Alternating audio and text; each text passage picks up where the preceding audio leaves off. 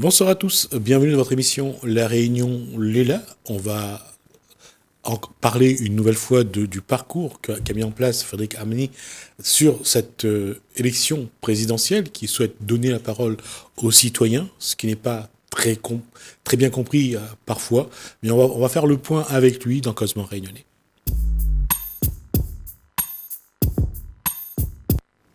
Bonsoir Frédéric Amani. Bonsoir Gismi, bonsoir toute la Réunion. Alors, j'allais dire que déjà, quand on parle d'élection présidentielle, c'est un peu paradoxal ce que je vais dire, mais on a l'impression que les jeux sont déjà faits. Que la seule question, c'est savoir qui sera au second tour et qui va aller contre Emmanuel Macron. Et ça, c'est un petit peu dommage parce que ça gâche un peu l'essence même de la démocratie. Et puis, un vote, c'est quand même ce que pense l'électorat. Mais aujourd'hui, on a l'impression que l'électorat ne pense plus beaucoup. On a l'impression que les dés sont déjà pipés. On a l'impression qu'on nous dit d'avance ce qui doit se passer, ce qui va se passer. Et là-dedans, il faut être quand même vigilant, il faut être quand même alerte pour pouvoir dire mais non, c'est pas parce qu'on vous dit que ça va se passer comme ça que ça doit obligatoirement se passer comme ça. Mais oui, on a l'impression quand même que le poids médiatique, le poids financier, le poids de la communication globale et aussi toutes les autres choses qui pèsent sur nous nous amènent. Et pour vous dire à quel point c'est les médias font aussi les candidats. Quand on regarde la courbe d'Éric Zemmour, exactement, on voit aujourd'hui qu'il est presque au même niveau que Marine Le Pen. Ouais. Ça montre à quel point la presse est présente, et pèse, elle est puissante. Elle est puissante. Ouais, elle entre dans les esprits, elle entre dans les familles, elle entre dans toutes nos sphères. Et aujourd'hui, elle nous impose sa loi. Hein. D'accord. Donc c'est pour dire qu'aujourd'hui, que la place pour le second tour, ça va se jouer entre Marine Le Pen et Éric Zemmour. Alors que ce ne sont que des projections. Alors que Éric Zemmour n'est même pas candidat. Tout à fait. Et qu'on n'a même pas abordé les sociétés, les enjeux de société à venir. On ne parle plus des sujets, on ne parle pas des sujets, on parle des personnalités, on parle des personnes, et on vend en fait une image, et non pas du concret, du contenu, de ce qu'il faudrait faire. Non, on n'est pas sur un débat là. On est sur j'ai presque envie de dire de la publicité. On fait la promotion des candidats, on cherche à savoir qui va faire la course en tête avec Emmanuel Macron. Et c'est un peu dommage. Et en plus, je trouve qu'on fausse fausse un peu les jeux. Quelqu'un comme Jean-Luc Mélenchon réunit beaucoup de monde dans ses meetings. Merci. Mais on ne le voit pas... On ne le voit pas dans la presse. On ne le voit pas dans la presse. Tout à fait. Et justement, là où il est important de comprendre les démarches qui sont initiées par d'autres acteurs que ceux que la presse nous présente. Et c'est pour ça que je viens. C'est pour justement informer des autres possibilités. Et là, avec cette candidature que j'ai posée au présidentiel, d'ailleurs dont je vais faire le bilan, il y a du positif et du négatif, c'est comprendre que nous avons encore du pouvoir, nous avons encore une possibilité d'agir. Et c'est de le faire entendre, et c'est de le faire connaître. C'est tout un parcours, et c'est un parcours dans le temps. Mais oui, j'ai presque envie de dire, la médiatisation, l'outil médiatique est un gros facteur de communication qui aujourd'hui, j'ai presque envie de dire, dirige les débats. Et ça, c'est vraiment dommage. Il faut quelque part qu'on se réapproprie nous-mêmes les débats. Et dans ce cas, comment faire vivre la démocratie et comment la presse doit faire vivre la démocratie tout en restant à sa place? C'est ça qui aujourd'hui pose un souci quand on regarde les médias nationaux, quand on regarde les éditorialistes, c'est eux qui font et qui défont. J'ai voulu déjouer les pronostics de ces éditorialistes, justement par cette candidature. Comme tu dis, qui a été plus ou moins bien comprise. Est-ce que c'est être président? Est-ce que Frédéric Amani, moi, je voulais être président? Qu'est-ce que je voulais réellement? Ces questions, les gens me les posent encore aujourd'hui. Et j'ai encore beaucoup d'interpellations sur cette candidature, ce que ça a donné ou pas. Déjà, première phase, c'est que ma candidature qui a été posée était une opportunité de communication à grande échelle. La base de cette candidature, c'est de dire, on pose une candidature présidentielle, on la pose officiellement dans cette primaire populaire. Donc c'est une formation politique, une primaire politique qui est tout à fait officielle. Et devenir le candidat à la présidentielle réunionnais est un fait unique et ouvre du coup une possibilité de communication, une énorme voie de communication. On lance un appel à contribution au programme, aux idées, aux projets, et on donne un espace d'expression à grande échelle à un ensemble de personnes, d'associations, de dynamiques, de collectifs qui ne l'auraient pas et qui ne l'a pas par ailleurs. Parce que justement, les médias monopolisent l'information et l'orientent là où bon leur semble. Tu as très bien donné le cas d'Éric Zemmour, qu'on ne parlait pas il y a 6 mois, hein, et qu'aujourd'hui, qui est sur toutes les lèvres, qui est dans toute la presse, qui est partout. Donc c'est bien que si cet outil de communication que sont les médias, ces outils de communication, configurent les pensées. Tu vois ? Et trouver une stratégie, comment faire pour s'approprier les médias qui sont aussi nos outils de communication. Il ne faut pas les oublier, ce n'est pas des outils. C'est des outils au service normalement de la société. Comment faire pour se les approprier ? Ben, j'ai tenté ce coup-là. Au niveau des résultats, clairement, je n'ai pas validé ma candidature au présidentiel par le biais de cette primaire. Je n'ai pas atteint les 500 soutiens de citoyens. Parce que nous étions, on va trouver plein de parce que nous étions en confinement, parce que l'outil informatique lui-même était compliqué, parce qu'en même temps, c'était pas évident pour les gens de comprendre qu'il fallait aller sur le site primaire populaire pour valider ma candidature. Pour autant, dans les conditions que nous avons été, nous sommes arrivés à plus de 400, avec un affichage comme quoi on était les potentiels prochains candidats. Ce qui est déjà une fierté, je le dis, ce qui est déjà une énorme avancée. Parce que j'ai réussi à montrer quand même aux Réunionnais, à La Réunion et au-delà, que des citoyens de la vie de tous les jours peuvent tout simplement faire les formalités et postuler à ce type de candidature. Parce que, quelque part, ça veut dire qu'on peut tout faire.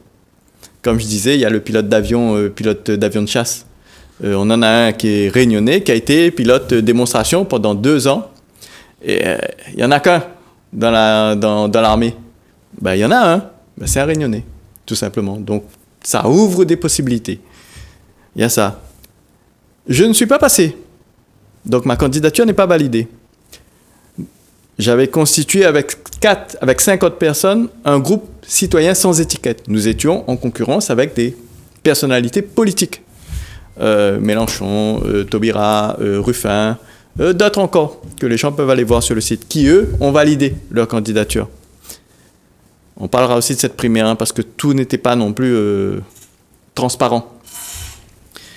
Et de Charlotte Marchandise et Anna Agueb, qui sont deux candidates, du coup, comme moi, c'est-à-dire citoyennes, elles ont pu valider leur ticket. Et la question qui se pose aujourd'hui, pour moi, c'est est-ce que je fais campagne pour ces personnes, qui sont des candidates citoyennes, ou je ne fais pas campagne, est-ce que je les fais connaître ou pas? Parce qu'elles ont la capacité, si elles portent leur candidature, dans nos valeurs, de porter notre voix de citoyen outre-mer. Voilà un petit peu l'information. Aujourd'hui, quels sont les enseignements que Frédéric Amani tire de cette nouvelle expérience, et qu'est-ce que les Réunionnais doivent se dire de la démocratie? Est-ce qu'encore une fois, l'électeur n'a pas essayé de montrer son pouvoir, sa force? Et est-ce qu'il faudra à un moment donné qu'on essaye de redéfinir la démocratie? Oh, je pense qu'il faudrait qu'on retravaille la démocratie, hein, parce que telle qu'elle est aujourd'hui, elle est captée. Elle est clairement captée. Là, tu viens de donner l'exemple des médias. Après, il y a le côté financier aussi. Il faut penser à ça. Une campagne, ça coûte cher. La primaire populaire, quelque part, elle démocratise ça dans le sens qu'elle permet à n'importe quelle personne de mener campagne. Et finalement, c'est elle qui prend en charge les formalités juridiques, les formalités même de logistique, de personnel, de matériel et tout ça. Et les capacités aussi financières, puisqu'il y a un crowdfunding derrière, il y a un appel de fonds derrière où tout le monde peut cotiser. Mais aujourd'hui, elle ne bénéficie pas des médias. Elle ne bénéficie pas de cette puissance de communication, alors que c'est une initiative comme les autres primaires de la droite, primaires de la gauche, primaires des écologistes, et tout ça. Tu vois? Et on a encore cette problématique-là. Mais il y a quand même aussi... Ça, c'est vrai qu'on peut pointer du doigt, mais il y a aussi une réalité. Est-ce que le citoyen est aujourd'hui, qui doit normalement être celui qui est le premier défenseur de la démocratie, parce que c'est ça, son cadre à lui, pour pouvoir s'exprimer. Tout à fait. Mais est-ce que le citoyen a encore envie d'avoir une démocratie, ou qu'aujourd'hui le citoyen a décidé de rendre la démocratie au pouvoir et de suivre comme les moutons, quoi? J'ai l'impression quand on regarde les taux d'abstention, quand on regarde la mobilisation, j'ai l'impression que le citoyen, il a dit OK, enfin, non, pas OK, mais comme nous n'avons pas de voix de cité, occupez-vous-en. Quelque part, elle s'est déchargée parce qu'elle se sent impuissante là-dedans. On a un sentiment d'impuissance. Il y a aussi tous les autres problèmes de la vie quotidienne qui fait que le citoyen n'a pas la tête à ça. On a différents types de configurations de citoyens, en fait, avec différents problèmes. Celui qui estime que les outils d'aujourd'hui, la démocratie d'aujourd'hui, elle est totalement captée, donc même s'il veut, il ne peut pas s'exprimer. Et celui qui estime que il a d'autres choses plus importantes, qui est de se nourrir sa famille, se déplacer, travailler, autre chose qui lui prend la tête, tout simplement, et qui fait qu'il n'a pas la tête à ça. Tu vois? L'accueil que j'ai eu sur ma candidature au niveau de ce qui s'est passé, elle m'apprend quand même qu'il y a un gros volume positif de cette candidature, c'est-à-dire que les retours des personnes, indépendamment d'aller sur le logiciel, cliquer, tout ça, mais le retour des personnes, il est clairement positif, c'est-à-dire que les gens qui ont fait l'effort de prendre l'information, de le comprendre tout simplement, accueillent positivement. Pour moi, les citoyens, ils sont globalement, ils ont émis un accueil positif de cette démarche, très encourageant. Il y a eu des accueils aussi où mais qu'est-ce que tu es en train de faire, mais c'est ridicule, ou tout ce que tu veux. Bon, il y a ça aussi à prendre en compte. Toute initiative, si on s'arrête à ça, on ne fait rien. Par contre, ce qu'elle m'enseigne aussi, c'est que la partie associative, la partie, j'ai presque envie de dire, groupe d'influence citoyen, ceux qui auraient pu m'aider, clairement, ceux qui auraient pu m'accompagner dans cette démarche de communication et de faire connaître, et même dans cette démarche officielle de candidature par les votes sur le site, a été dans la non-action. Et pour moi, cette non-action apporte un grand enseignement. C'est qu'on a une couche de notre population qui est actuellement en train de prendre des responsabilités, qui s'avance pour prendre des responsabilités, mais qui n'est pas encore dans la solidarité des uns et des autres. Ça, c'est très important. Pour moi, c'est l'enseignement à retirer de cette démarche-là. C'est la capacité, j'ai presque envie de dire, on parle souvent de développement personnel, mais là, je parlerai de la capacité de développement collectif. Et c'est là aussi, ça c'est quelque chose qu'on le voit souvent. Je veux dire que quand c'est quelqu'un comme Frédéric Amani, qui n'est pas issu du sérail politique, qui n'a pas autour de lui des moyens financiers, c'est vrai que ça n'attire pas le public. Faut pas se leurrer. Frédéric Amani n'a pas un mode de vie, une posture où il y a une zone de confort, il y a de l'argent, il y a pas ça. Non. Et là, on voit bien que, et c'est ça le paradoxe, c'est même les personnes d'origine modeste, c'est surtout eux qui ne viendront pas. C'est surtout eux qui ne viendront pas. En fait, il faut arriver à les toucher. Il faut arriver à les toucher avec des codes différents de ce qu'ils ont l'habitude d'être touchés. On va dire que quelqu'un qui est d'origine modeste pourrait voter pour quelqu'un comme Frédéric Amani, qui vient ici avec une simple chemise, qui a toujours sans costume, sans cravate. Voilà, qui a toujours la même tenue et qui montre ses origines modestes. L'électeur, le citoyen, quelle que soit sa condition de vie, le ferait sans problème. Je pense que, quand même, là-dessus, je pense qu'au niveau des développements personnels, je pense qu'il y a une possibilité que ces citoyens le fassent. Ce qui est bloquant, ce que j'ai trouvé bloquant dans cette campagne, c'est plutôt la primaire populaire elle-même, c'est-à-dire sa logistique, et deuxièmement, l'accès à ce citoyen-là. Comment on lui apporte cette information, et l'information efficace. Parce que c'est ce que je te disais, c'est qu'au niveau personne, il y a eu, je ne peux pas, au contraire, je peux dire que j'ai vraiment eu globalement un accueil favorable des personnes. Et j'en ai encore aujourd'hui, les gens me croisent, m'en parlent, et c'est super, c'est agréable. Et c'est important aussi. Mais par contre, ils ne savaient pas ce qu'il y avait à faire. Et ils l'ont entendu trop tard. Et ce qui veut dire que, là encore, la communication ne s'est pas faite à ce niveau-là, qu'on n'a pas expliqué la démarche, qu'on n'a pas expliqué le dispositif. Il fallait plus de volume, de temps, d'exposition médiatique. Clairement, parce qu'aujourd'hui, on passe par cette phase. Mais je reviens sur l'histoire de ceux qui peuvent avoir une influence dans les volumes médiatiques. Et j'ai envie de dire que les partis politiques eux-mêmes ne viennent pas. C'est normal, ils sont sous hiérarchie des partis politiques nationaux qui ont des candidats au présidentiel. Par contre, que les dynamiques citoyennes locales, elles, n'accompagnent pas, et pas seulement les dynamiques citoyennes politiques. Je parle au travail que nous avons mené sur les régionales. Je parle au travail que nous avons mené sur d'autres initiatives, où il y a des personnes, on a œuvré. J'ai œuvré au niveau des cantonales, au niveau des régionales, pour construire justement des propositions citoyennes.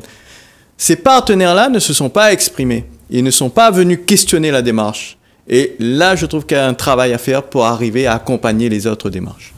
Mais au-delà de la communication, de l'information, de la communication, des explications, parce qu'il faudra expliquer l'information, est-ce qu'il faudra aussi reconnaître à l'électorat j'allais dire que l'électorat aujourd'hui, pas tout l'électorat, mais une bonne partie de l'électorat aujourd'hui n'y croit plus.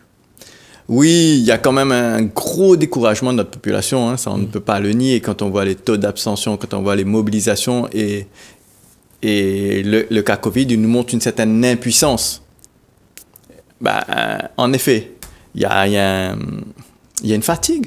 Il y a tout simplement une fatigue et les gens délaissent l'espace. Est-ce que les citoyens croient encore en son pouvoir de faire évoluer la société? On a les deux. On a ceux qui y croient et qui continuent d'agir, qui est une petite fraction de la société, et ceux qui ont laissé tomber quelque part, qui se disent les dés sont pipés, on ne peut plus rien faire. Voilà. Et c'est là. Et comment faire comprendre à cet électorat que lui seul peut changer la société? Comment on le touche? Comment on le touche? La question, c'est comment on accède à lui, comment on discute avec lui. Parce que du moment qu'on pourra mettre en débat et faire en sorte que les gens puissent en parler, mais qu'ils puissent en parler avec un effet derrière, c'est-à-dire que leur parole compte, alors qu'aujourd'hui, on leur demande leur avis, mais leur parole ne compte pas. On n'a pas cet espace-là. Comment on arrive à faire ça? En effet, on se pose la question, Jasmine. On se pose clairement la question. Et je me pose la question. Frédéric Amani, et c'est bien la question. La question, c'est comment le citoyen qui veut faire prendre conscience à l'électorat que son pouvoir est là, est réel, qu'il peut changer les choses, comment il doit procéder? Parce que le citoyen, malheureusement, une partie fonctionne comme les politiques. C'est-à-dire qu'il ne vote que pour celui ou celle qui lui donne quelque chose. Oui, pour son intérêt. Ouais. Déjà, je pense qu'il faut faut arriver à dépasser, et ça, c'est pas évident, à dépasser son propre besoin pour pouvoir se libérer se libérer de sa capacité à avoir des choix, faire prévaloir ses choix, à s'exprimer, et ça veut dire qu'il faut que d'autres besoins soient déjà satisfaits. Et actuellement, on a quand même des difficultés à l'île de la Réunion et partout d'ailleurs, mais qui fait que la population a d'autres choses à s'occuper, et en plus, elle ne voit pas que sa voix compte. Elle ne voit pas ça. Elle ne voit pas que la population ne voit pas que sa voix compte. On va essayer, nous, dans les futures émissions, de voir un petit peu comment on peut faire prendre conscience à la population que sa voix Par quelle action justement. On peut lui montrer merci Frédéric Amani. Merci Gismi, merci tout le monde. Merci à vous de nous avoir suivis. Bonne soirée. Merci Lalanne, merci François, je vous dis à bientôt.